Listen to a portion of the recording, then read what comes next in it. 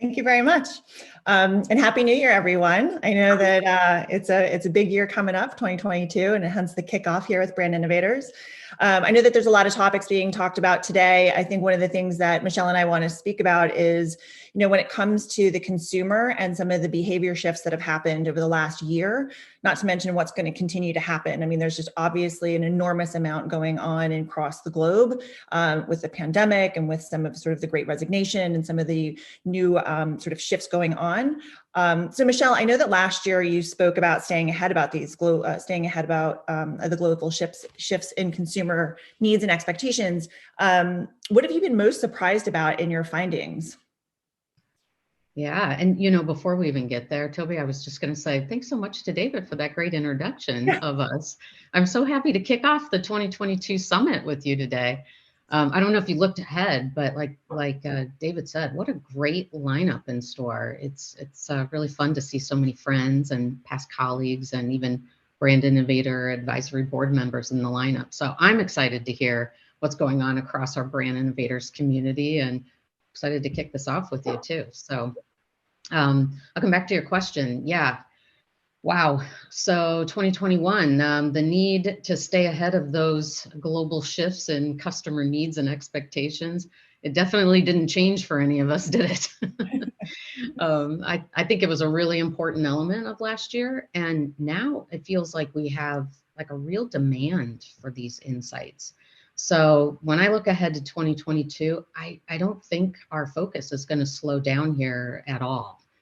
But earlier on in the pandemic, we learned a lot real time about what customers' rapidly changing needs and expectations, such as, the acceleration of digital adoption, and even the rapidly changing perception around protection, especially when it pertained to like that definition of what is long-term and short-term protection for us.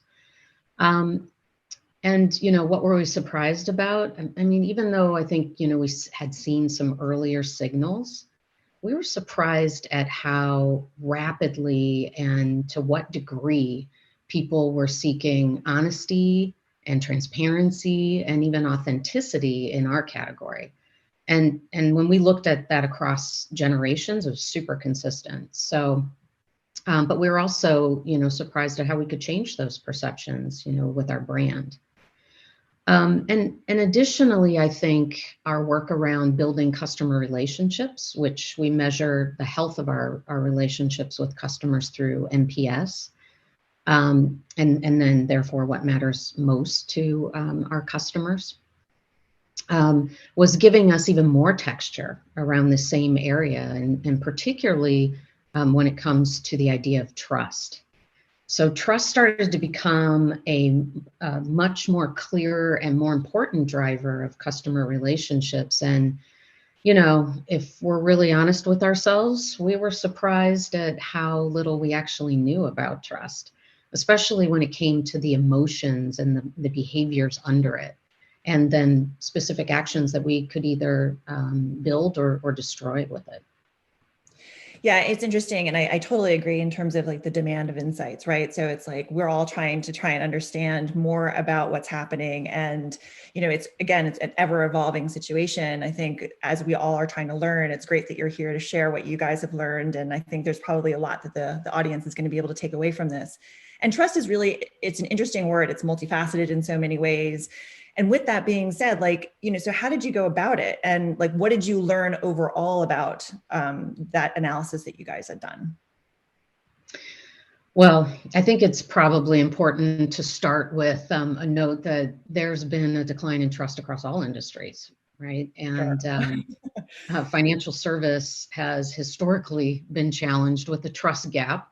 And it remains still one of the least trusted industries. But last year, there was even a steeper decline for us. So, when you think about trust, it's essentially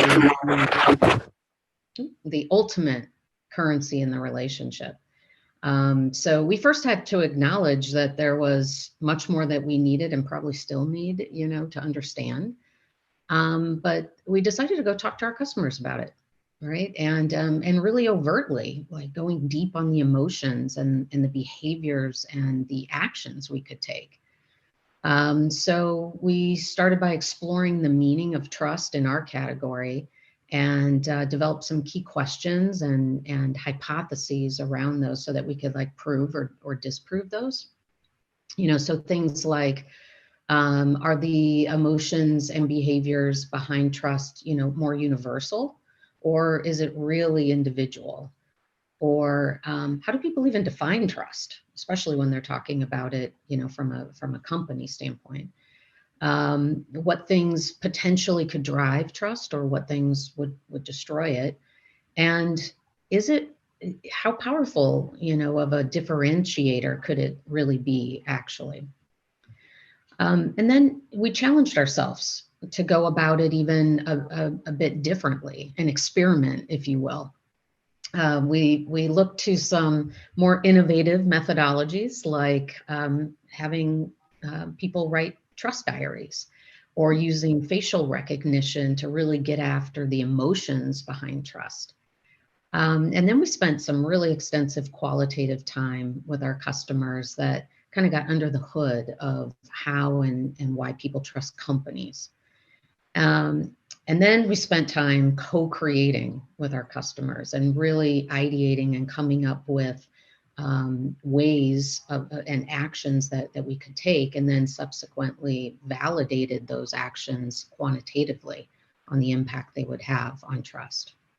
Because, at the end of the day, I think actions are what's important, because it's all about what you do. It's not just what you say. And right now, there's never been a time where this is more important, because customers have these really high feelings of uncertainty, most notably around health, but also financial stability, sometimes even privacy, and they don't know where to turn. So I think, we always need to be hyper aware of our actions, whether that's, in the products or services we deliver, and the interactions that we have, our communications, because all of those things build a personal experience that our customers have, and those either build or erode trust with them. And especially for us, we tend to be a low interaction category. So, these moments of can really be critical, right, for us. So, I think if we take a step back and think about what we learned, well, first of all, we confirmed that, there's many long-standing intangible drivers of trust, like company longevity or reputation, but, those things are built over time. And a trust-based relationship, happens when customers believe that the company is going to deliver on its promises, whether that's with quality or dependability. But then, of course, there's some more immediate tangible drivers too, like clear communication or direct access to their information or their policy or investment information. Or frankly, when we demonstrate real, genuine caring for our customers and they feel like we're working on their behalf. So some of the answers that might surprise you are ones that don't actually require any investment, which was pretty cool.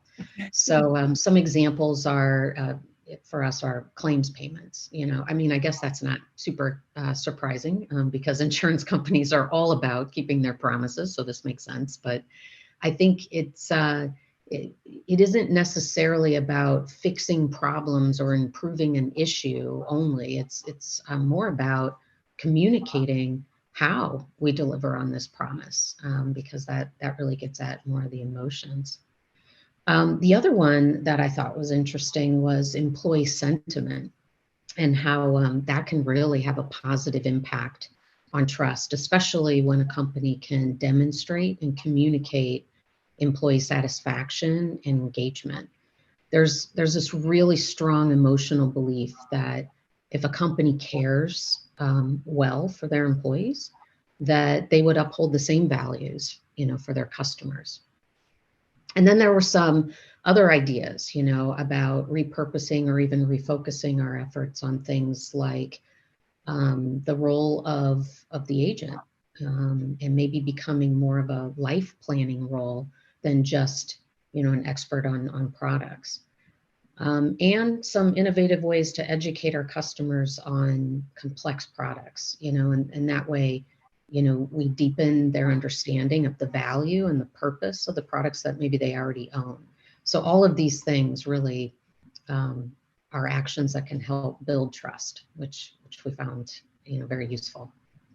It's so surprising that that the idea about trust is around showing that you care, that it's an emotional type of thing, and that, it's a lot that is bundled into that. And a lot of times when you think about large corporations and you think about businesses, that emotional side of things and that sort of caring and genuine, altruistic behavior of saying like, your role with the agent of being able to like, let me help you understand and help you educate and strategize about your future. Like, those are things that seem to be the softer side. So it's really nice to hear that you guys are identifying it, tackling it, addressing it. And I'm sure that there's still, of course, more to learn.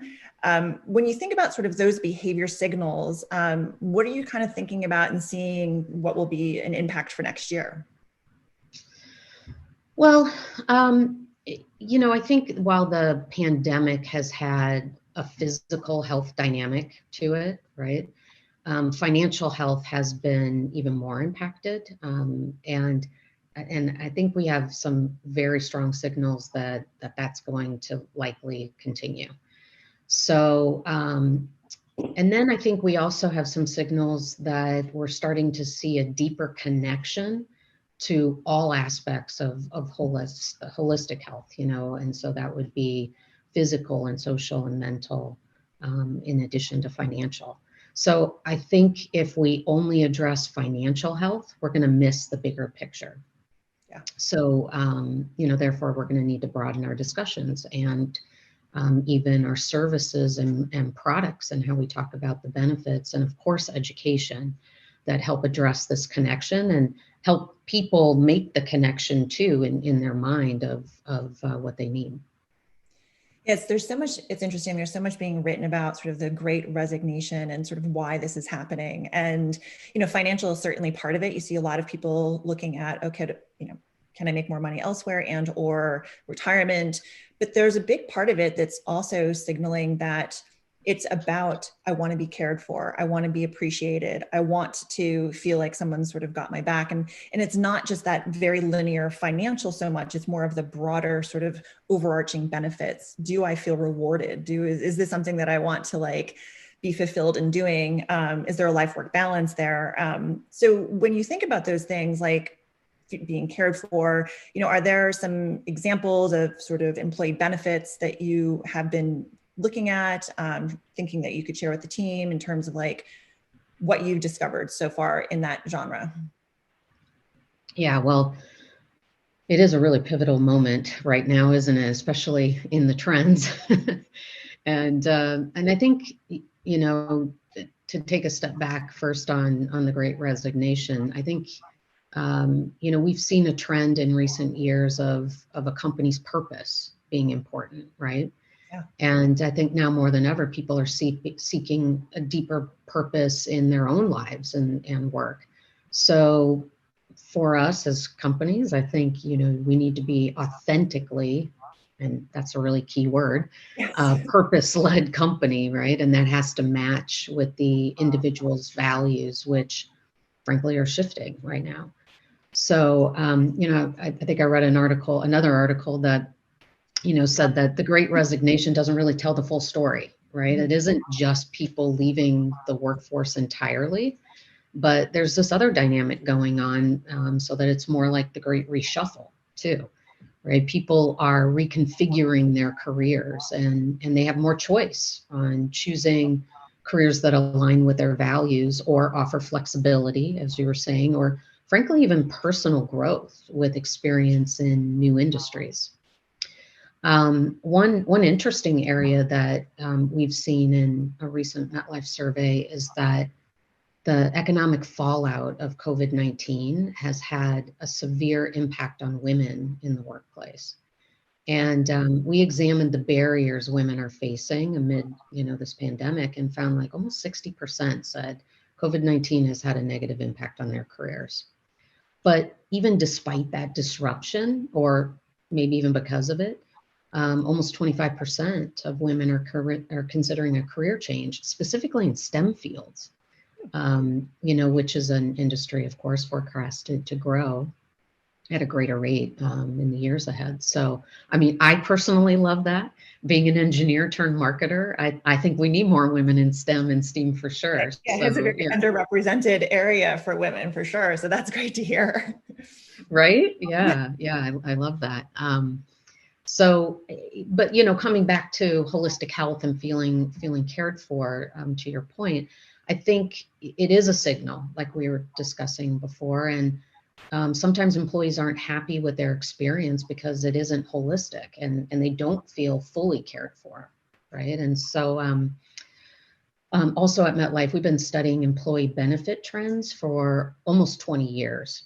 Okay. And after looking at multiple data sets as well as multi-year trended data, our EBTS study in 2021 shows that there's one trend for us to consider, and there's many trends, but one of them is that employees are really expecting more from their employers, especially with regards to addressing all aspects of holistic health, particularly mental and physical. So, to help employees become more resilient, employers are recognizing their responsibilities to the workforce and creating more holistic employee experience that addresses, employees' changing priorities, especially regarding safety and mental health and even more. What's also interesting is that that's not a single generation where this is true. That same study shows that in the US, over half of Gen X and millennials and almost 70% of Gen Z have been worried about all aspects of their holistic health, physical, mental, social, and financial. So, to address many of those concerns, I think employers will need to think about, what does protection really mean to their workplace and to their employees and their employees' families? So they'll have to move beyond the current priority of just physical protection and expand their support for financial and mental well-being, and offer benefits that really work together, and complement and adapt to employees' life stages and personal needs, while addressing holistic health. Employees who say that their employers offer a benefits package that meets their needs are more likely to feel resilient, and which is the ability, to adapt and rebound amidst adversity. And when employees feel more resilient, they're more productive, they're more engaged, and they're more holistically well. It goes back to those things that are obvious, but then no one actually really looked at them for a long time. And I think the pandemic brought so many things to light where it's like a bit of an aha moment. And you do see this change of an employee and employer being more of a partner and thinking about, what are the longer term benefits too? Like mental health is an incredibly good long-term, physical health, long-term benefit to both parties. Financial impacts mental, it impacts everything, right? So it's like everything is definitely connected. And I think you brought up an interesting word too, in terms of like, you want to have a company that you work for that you believe in kind of their vision, and they have to be authentic. And that goes back to trust, right? So a lot of these things are all sort of interconnected, and there's a trust that you're going to protect them. There's a trust that you're going to do what you say you're going to do. There's a trust there that, that their partnership, which I think is more of a change that we've seen since the pandemic. I think it's sort of already been there underlying, but there's definitely been this sort of like, wow, it's right now, it's definitely come to a head. It seems like it's in more of our conversations now too, right? Which is great, because before it's like, why would you say that? Do you trust your employer? Yeah, exactly. So what other big shifts have you been witnessed sort of that you've witnessed in your category?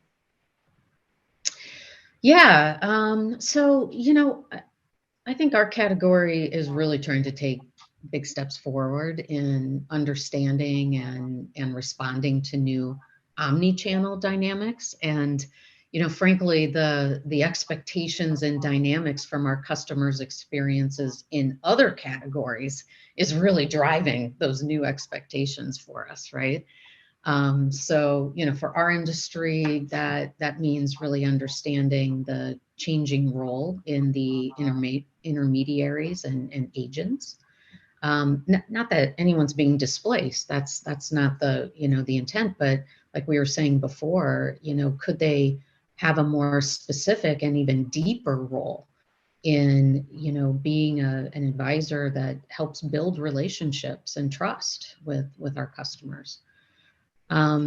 But that also means, I think, better understanding of the real moments that matter for our customers, and also understanding where a personal interaction or a live interaction or even a more digital experience is needed, right? Like there's some points where digital's great because it's transactional and it's frictionless and it's easy. There's some of those points where people really want to talk to someone. Yeah. And really feel like they have a connection or can get their questions answered and they don't have to hunt and search. So really understanding the nuances there, I think is really important. But to do that, I think that it isn't just about having multiple channels where customers can engage, right, and providing like this multi-channel approach. But really having all those touch points and experiences work together in a more synergistic way, so that you can do two-way and cross-way, and really when you talk to a customer, or when a customer talks to you, we know them, right? And we know what journey they've been on. You don't have to repeat yourself 1,000 times, and I'm sure we've all had those experiences that aren't so fun. But I do think, as we move towards a more true omni-channel excellence, that changes how we have to work together, right? And how we have to think within the company, because it helps bring the whole organization together to focus on the customer, really. Yeah, and the focus on the customer is interesting. I mean, I think that now that you're allowing this omni-channel offering, I think that, I know for me personally, there are times when I'd rather pick up the phone and talk to somebody because of the either nuance or complexity of my request. But there's also times that I would rather just sort of like do it digitally. I'm, in the car, whatever it might be. And so having the ability to offer that to everybody, because it's not always just one-stop shop, right? Like people sometimes want nuances and variations, even just in a personal level. So it's great that you're being able to offer that. And I'm sure that that's, something that your clients and consumers are definitely appreciative of. So when you think about the other sectors, we've got a lot of different sectors covered in this audience. What would you sort of recommend in terms of, insights that you've learned that maybe be applicable into other verticals? Well, we've learned a lot. And I think as providers of insights and strategy, one of the most important things we've done that I think other sectors in our audience can think about is, how do you democratize those insights, and make them something that the whole organization can really understand, and that, frankly, they desire to know more about. And then they'll be able to keep that in the front of their minds when we do have to make a business decision or decisions that, will impact the customer experience. I think the other thing is, to really take to heart that there's really no one person or function in the organization that can fully own a customer problem alone, right? And they can't fully own the customer experience. It takes, it's really important that the whole organization comes together to be able to find solutions, together. So I would say first, connect with your business and function partners to really drive the insight work.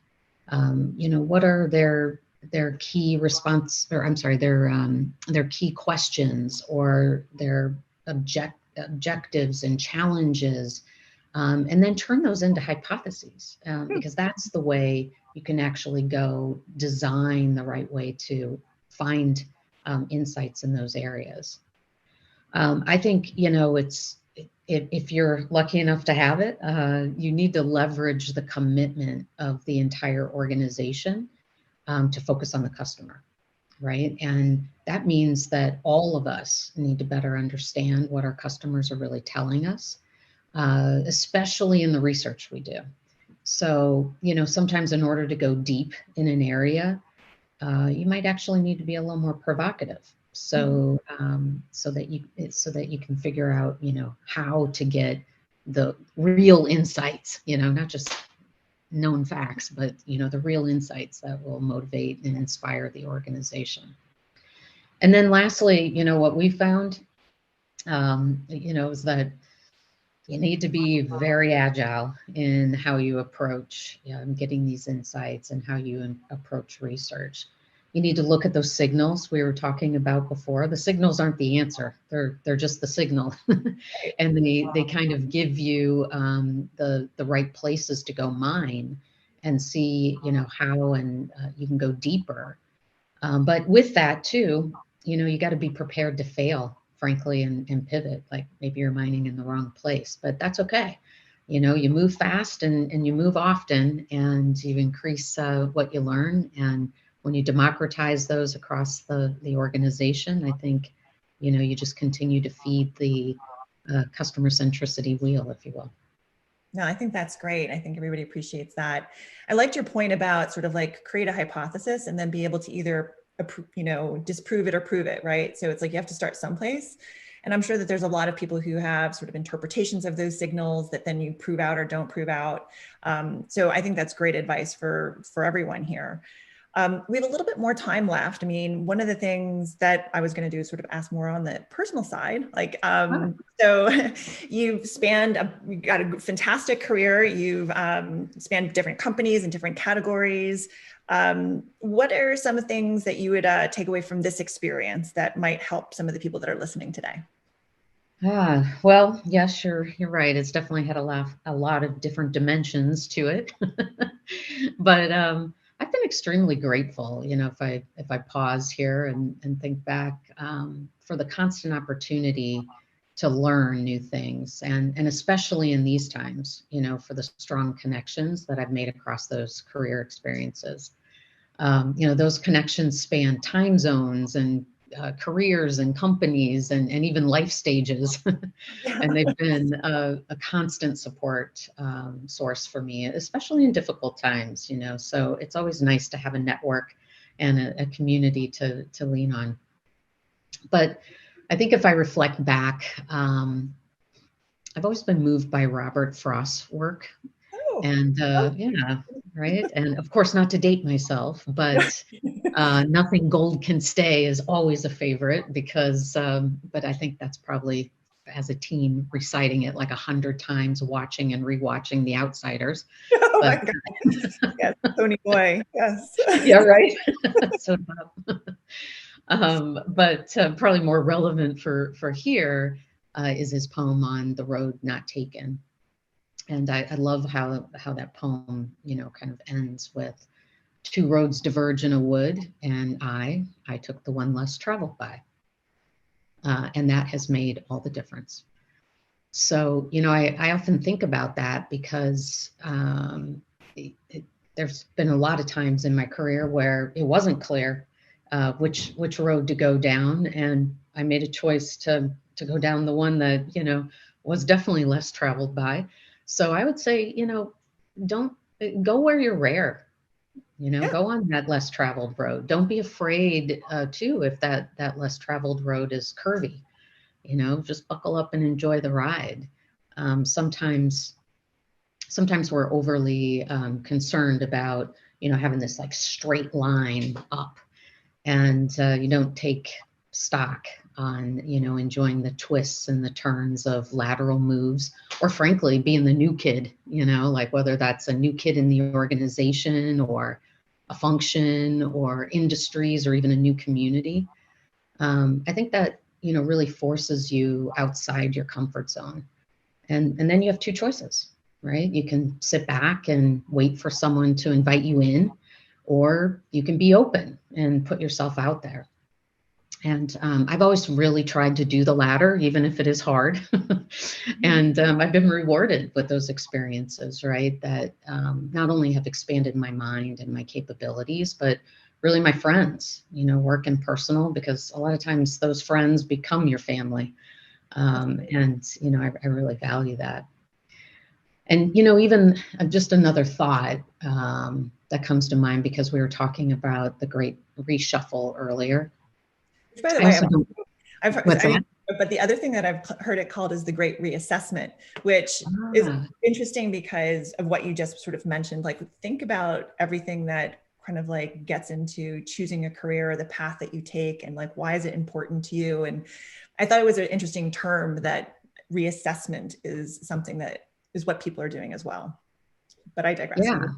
No, I think that's right. And well, I guess you can assess which road you're going to go down too, right? Traveled or not traveled. But, I also don't think you necessarily need a new role or a big change in order to continue and to grow and develop too, right? I mean, you always have opportunities in front of you. You just got to open your eyes and be open to them. So, the other thought that has guided me here a little bit too is you can also bloom where you're planted. You can be open, look for side hustles, because sometimes those give you new spaces really to stretch into. I'm thinking about, my life here at MetLife for over 3 years now, and my title hasn't changed at all. But, I could kind of put like a plus behind my title, because it really doesn't capture everything I've been able to be part of. So I've been open, I've asked for and I've taken opportunities to be part of enterprise activities and challenges, like efforts to reimagine the future, or be part of our DEI Leadership Council. Mm-hmm. Or an effort to increase our organization's agile ways of working. And all of those things have, really expanded my knowledge of the business. They've expanded my network across the organization, but they've also given me an opportunity to work with my team in new ways so that I can give them the opportunity for even wider visibility. I love, this is a quote I wrote down, bloom where you're planted. I think that's fantastic. It's something I totally agree with. And I love the sentiment on that. So I think that's pretty much, we've got most of it covered. I think, I'm not sure if we've got our wonderful hosts to come back, but Michelle, it was really great talking to you. I really, really appreciate your time. And I think this was very educational, very insightful for everybody. And we're excited to hear more, because I know that it's an ever-changing landscape with everything that's going on. And the more that you're learning, I hope the more that you can share with our audience and with everybody here. So thank you very much. Thank you, Toby. I really appreciated your perspectives there as well. I think we all have an exciting 2022 ahead of us. Yes. It won't be like any other year, that's for sure. No, definitely not. Enjoy your fire back there, by the way. It looks like you got. Well, I thought we were advertised as a fireside chat, so we have to live up to those expectations. Plus, I'm freezing here. Yeah, it's been a chilly couple of weeks. Thank you again. Thank you. So let's see here. I'm not sure. Maybe we sign off. Okay, great. Thanks, everyone. Enjoy the rest of the day. You too. Bye-bye.